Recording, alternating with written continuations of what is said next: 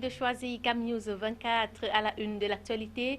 Les fidèles musulmans ont commémoré ce 12 septembre l'Aïd el-Kébir, la fête du sacrifice, une fête qui se célèbre le 10e jour du mois lunaire de Dhul al-Hijjah et marque la fin de la période du pèlerinage à la Mecque, l'un des piliers de l'islam, un moment privilégié pendant lequel les fidèles musulmans glorifient et louent le sens élevé du sacrifice et de la soumission totale du prophète Ibrahim envers Allah.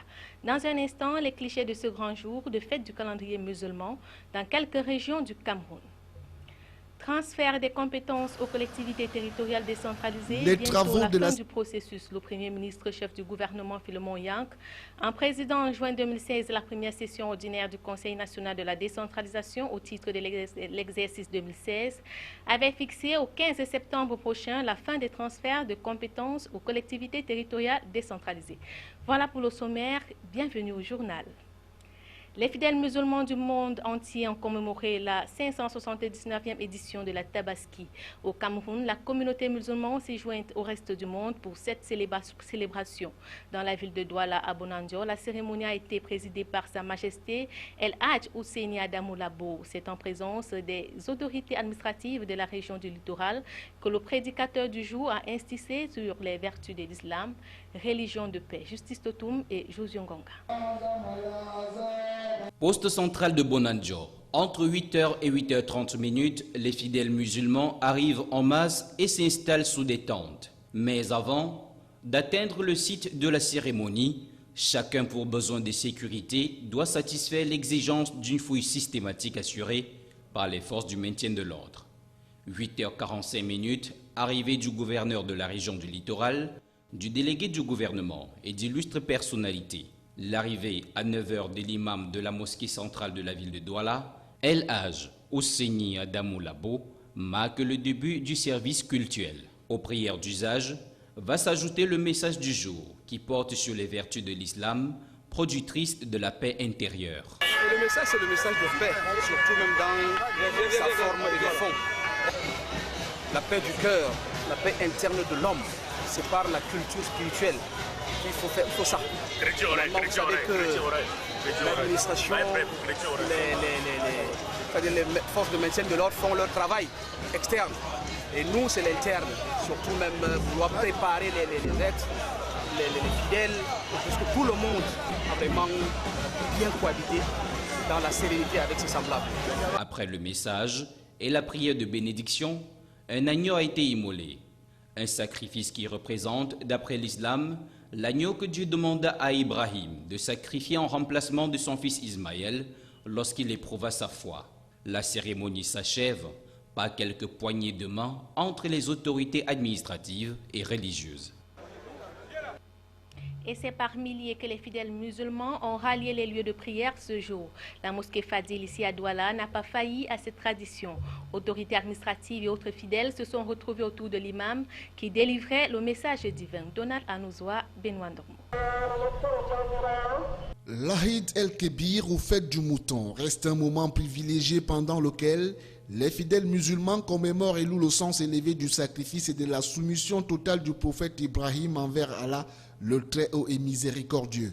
En ce jour de fête, la mosquée Fadil dans l'arrondissement de Douala 3e a été le lieu privilégié de prière pour bon nombre de Mahométans. Le maître de séance du haut de son piédestal d'imam va pendant une dizaine de minutes focaliser son prêche sur des valeurs défendues et promues par l'islam. Ce jour étant celui d'adoration et d'invocation, l'imam Moussa ne manquera pas de désavouer les terroristes qui menacent la paix, la sécurité et la stabilité au Cameroun. Soyez tous main dans la main, dans le même rang, derrière les autorités et les forces de sécurité, afin que règne la tranquillité et la quiétude, sermonne-t-il. Un message fort apprécié par les fidèles au rang desquels Nassiri Paul Beya, le préfet du département du Vouri. Je dois donc féliciter l'organisation pour toutes les dispositions qu'ils ont prises pour que la prière se passe dans de bonnes conditions. Nous avons constaté que c'est la population musulmane qui se sont regroupés ici pour faire leur prière à l'endroit de Allah. Que le Cameroun se porte bien.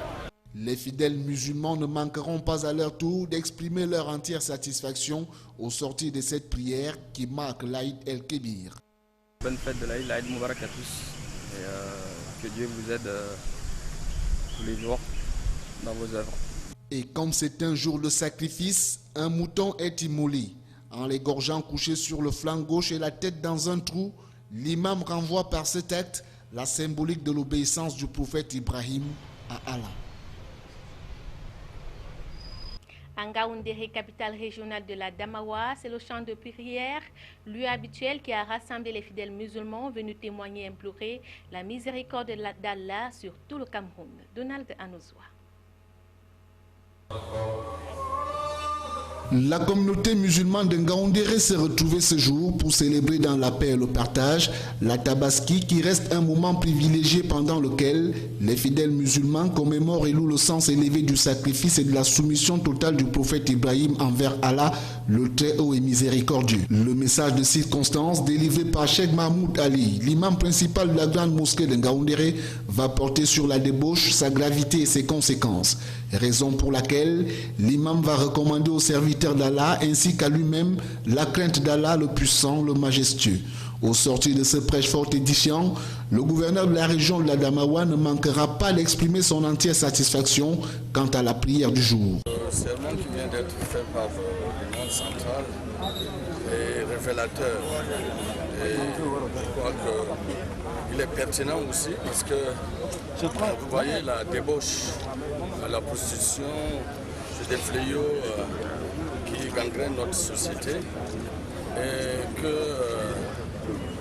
vu le contexte de l'endémie du sida, je crois qu'il était opportun que l'imam rappelle ça aux uns aux autres pour que les gens assainissent quand même leur comportement désormais. Et c'est par l'acte sacré d'immolation, par le guide spirituel, le lamido de Ngaoundéré, Sa Majesté Mohamedou Ayatou Issa, que ces nombreux fidèles musulmans ont regagné leur domicile pour accomplir à leur tour la symbolique de l'obéissance du prophète Ibrahim envers Allah. Du côté de Garoua, la fête de l'Aïd el-Kébir a été célébrée au chant de prière de Mayo Oulo, dirigé par l'imam Moussa Amidou. Les fidèles en milliers présents ont ainsi respecté la traditionnelle prière spéciale qui s'est achevée avec l'immolation du bélier en sacrifice, symbole de l'obéissance d'Ibrahima à Allah. Les détails avec Giscard Manbonnier et Lisa Youmsi. Les fidèles musulmans de l'arrondissement du Mayo-Oulou dans le Mayo-Loti se bousculaient déjà à l'entrée du champ de prière. Question de se trouver le meilleur emplacement pour bien écouter le message du jour. Bref, mais pleine de valeur, la prière de circonstance que dirigeait l'imam Moussa Amidou de la grande mosquée de Mayo-Oulou souligne en substance l'action de grâce à Allah pour la protection, non pas seulement pendant cette période de 70 jours après la fête du Ramadan, mais tous les jours. Dans un calme sans pareil et tous ensemble, les fidèles musulmans présents au champ de prière prononcent la courte phrase Allah Waba. En reconnaissance à Allah, par la voix de l'imam, le lamido a interpellé tous les fidèles musulmans d'adopter l'esprit de partage, de solidarité, de secours mutuel et de pardon. Il a réitéré son appel à la scolarisation des enfants de la région en invitant les parents à envoyer leurs progéniture à l'école. Il a également demandé aux uns et aux autres de collaborer avec les forces de l'ordre en dénonçant tout suspect. La fête de l'Aïd el-Kébir à Mayo-Oulou pour cette année était particulière. Le sous-préfet Charles Normandie était accompagné pour la circonstance d'une délégation des membres du réseau des femmes élues locaux d'Afrique avec à sa tête la présidente Madame Célestine Ketia-Kouters venue rehausser l'éclat de cette fête. Comme tradition, les musulmans de Mayo-Oulou ont prolongé leur souhait de Bakada Salah par des visites au Lamida où les dignitaires et autres collaborateurs du Lamido ont invoqué Allah pour la bénédiction de son règne. Dans l'extrême nord, la fête de la Tabaski s'est célébrée sous haute sécurité militaire à Marois. Un important dispositif sécuritaire a été mis en place pour veiller sur la communauté en fête. Le compte rendu de Célestin Tabouli Succès, Justice Totum. L'Aïd el-Kébir, fête de Tabaski, communément appelée fête de mouton, s'est déroulée cette année sans fausse note à Marois malgré le climat d'insécurité qui pèse sur la région. Très tôt, les fidèles musulmans de la cité capitale ont convergé vers la grande mosquée de Dougoy pour la séance de prière qui va durer moins d'une dizaine de minutes. Comme par le passé, les musulmans, une fois de plus, orientaient leurs prières sur la paix et la stabilité dans cette partie du pays et au Cameroun en général. S'en est suivi le sermon délivré par l'imam Modibo Bouba. Le messager du jour a ressorti quelques éléments qui touchent au modèle de vie prescrit dans le Saint-Coran et que les êtres humains doivent connaître. Le prédicateur a invité les uns et les autres à craindre Dieu et à développer l'esprit de la solidarité entre les uns et les autres. Modibo Bouba a ensuite exhorté les musulmans à ne point se haïr, à ne point se souiller, à ne point s'irriter, mais à être des fidèles qui vivent en toute fraternité comme le recommande le livre saint. En guise de commémoration du geste de soumission absolue d'Abraham et de son fils Ismaël à Dieu, un mouton a été immolé à la place de prière par le lamido de Marois, Sa Majesté Bakari Bouba, donnant ainsi le coup d'envoi de l'acte de sacrifice de mouton, rituel consacré par le prophète Mohammed à tous les musulmans. À Marois, pour permettre aux fidèles musulmans de prier dans la paix, l'ordre et la sécurité, dans un contexte marqué par l'insécurité ambiante causée par les terroristes de Boko Haram dans la région, les forces de défense et de sécurité ont encadré le camp de prière où il fallait montrer patte blanche pour y avoir accès. Dans la suite du journal, transfert des compétences aux collectivités territoriales décentralisées. Bientôt la fin du processus, le Premier ministre chef du gouvernement Philemon Yank, en président en juin 2016 la première session ordinaire du Conseil national de la décentralisation au titre de l'exercice 2016 avait fixé au 15 septembre prochain la fin des transferts de compétences aux collectivités territoriales décentralisées. Les détails avec Donald Anouswa. Le Premier ministre chef du gouvernement Philemon Yank, en président en juin 2016 la première session ordinaire du Conseil national de la décentralisation au titre de l'exercice 2016, avait fixé au 15 septembre prochain la fin des transferts de compétences aux collectivités territoriales décentralisées. Au ministère des Arts et de la Culture, l'un des deux départements ministériels concernés par l'instruction primo-ministérielle, l'on se veut plutôt serein sur le respect du calendrier fixé par Philemon Yank s'agissant des derniers transferts à effectuer dans le cadre de ce processus en cours depuis 2010. Les informations tirées à bonne source au MINAC font état de ce que les projets de décret relatifs au transfert de la création et de la gestion des centres socioculturels, des bibliothèques et des centres de lecture publique ont été transmis au ministère de l'administration territoriale et de la décentralisation depuis le 24 août 2016. L'autre département ministériel concerné est celui de l'eau et de l'énergie, qui a obligation de procéder au transfert de la protection des ressources en eau souterraine et superficielle et la contribution à l'électrification des zones nécessiteuses. Dans ce département ministériel, l'on n'est pas pressé de transmettre au ministère de l'administration territoriale et de la décentralisation les différents décrets relatifs au transfert des compétences. L'on estime ici être encore dans les délais pour une échéance fixée par le chef du gouvernement avant le 15 septembre prochain. En rappel, les derniers transferts de compétences aux collectivités territoriales décentralisées dans le cadre du processus enclenché depuis janvier 2010 auraient dû s'achever en 2015. Un retard qui donne plein sens à l'instruction de Philemon Yank en direction des départements ministériels encore à la traîne. La commune d'arrondissement de Garoua 1er dans le département de la Benue évalue l'exécution à mi-parcours du budget de l'exercice 2016. C'était à l'occasion de la 19e session du conseil municipal de cette commune. Les travaux étaient présidés par le préfet de la Benue, Mahmoudou Aman. Le point dans ce reportage.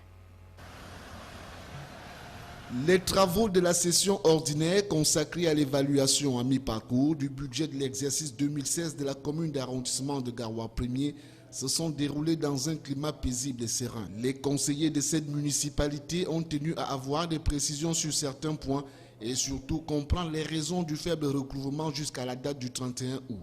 Initialement budgétisé en recettes à la somme de 374 300 000 francs CFA pour l'année 2016, au jour du 31 août 2016, seulement 194 233 882 francs CFA ont été recouvrés, soit 51,89% en valeur relative. Le constat n'est guère appréciable pour ce bilan, mais tout n'est pas perdu. Avec les quelques mois qui restent, il est encore possible d'inverser la tendance. Inférieur à celui que nous avions réalisées l'an passé.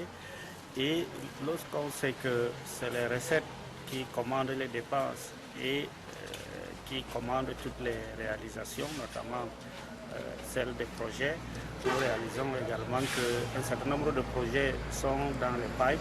Concernant l'état d'exécution physico-financière des projets de la commune réalisés sous fonds propres, il ressort que sur 17 projets, 5 sont réalisés à 100%, 1 à 60% et 11 n'ont pas encore été entamés. Pour les projets issus des crédits transférés, le taux d'exécution est de 75,64% et les autres en cours d'exécution. Pour ce qui est du faible taux de recouvrement, la commune de Garoua 1er comme la commune sœur de Garoua 2e ont toujours du mal à collaborer avec les services de la division des impôts. Pour le fisc, la loi interdit aux communes les descentes sur le terrain en l'absence des agents des impôts pour percevoir l'impôt libératoire. Outre ce bilan à mi-parcours, 5 délibérations ont été votées, dont 2 pour relever la défaillance. C'est par des remarques et des conseils pertinents donnés par le préfet que cette session d'évaluation du bilan à mi-parcours s'est achevée.